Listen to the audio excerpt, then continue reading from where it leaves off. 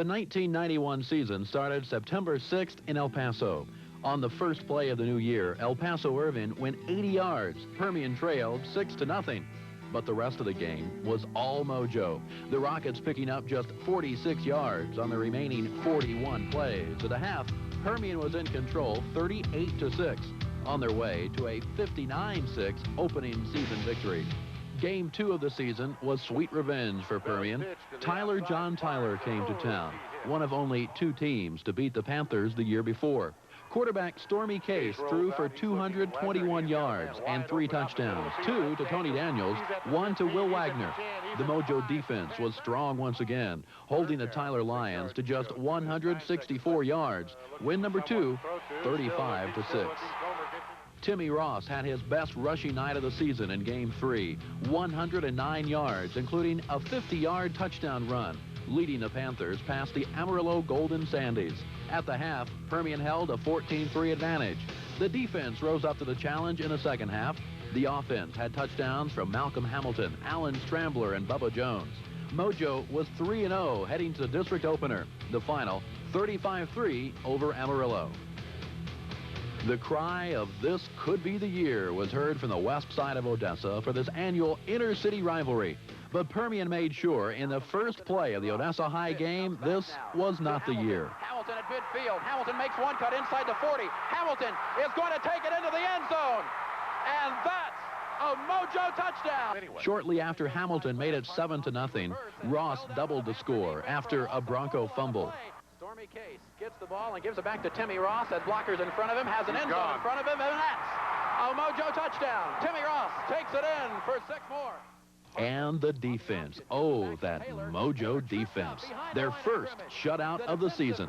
Made that time once again by Dusty Dennis. While Hamilton led the way on the ground with 179 yards, we got our first look at sophomore sensation John Williams, picking up 92 yards on just 8 carries.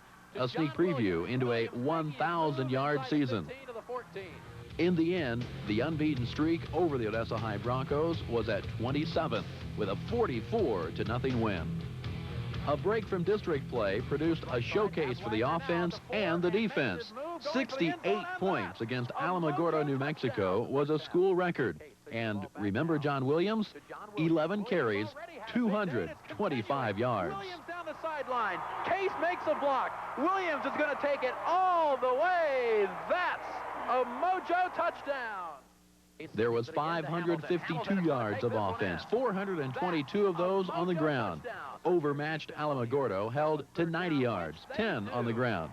Permian kicker Shane Wells scored 12 points on his own. 9 extra points set another school record. 68-0 made the Mojo mark 5-0. Back to district play the following week, and the Permian-Lee rivalry was in the spotlight. The District 4-5A leaders are taking care of business Saturday on Super 7. The rumble at Ratliff. The matchup.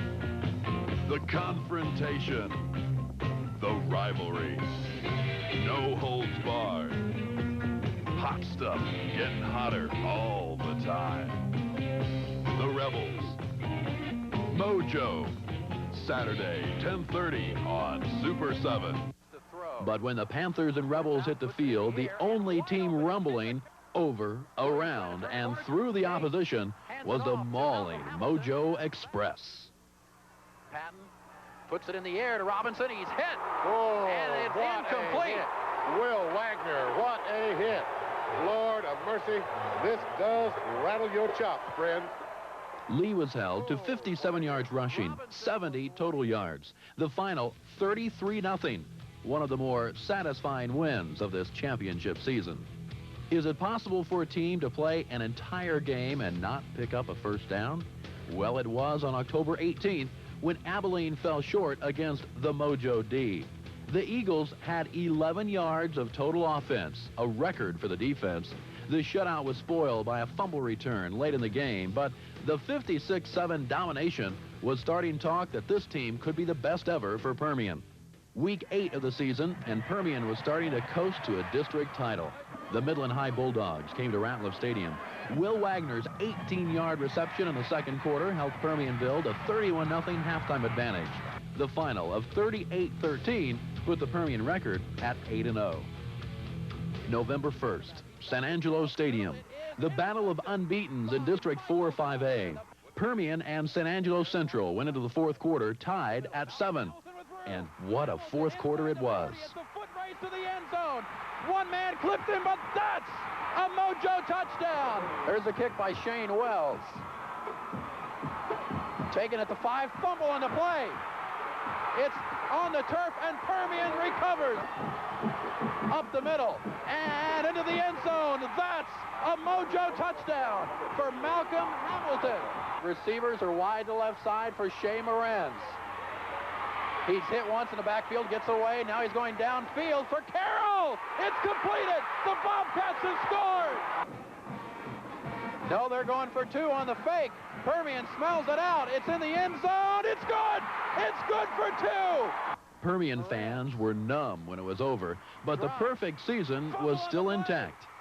And Permian has it. Permian has it. Bubba Jones picks it up at the 31-yard line, and the Panthers will get this football game, and it looks like the bell is headed back to Mojo. As the regular season came to a close, Permian traveled to Abilene Cooper. A 12-0 first quarter deficit was the largest margin Permian trailed by in the regular season. But don't worry, 35 unanswered points capped off the 10-0 regular season, and the Panthers were ready for the playoffs.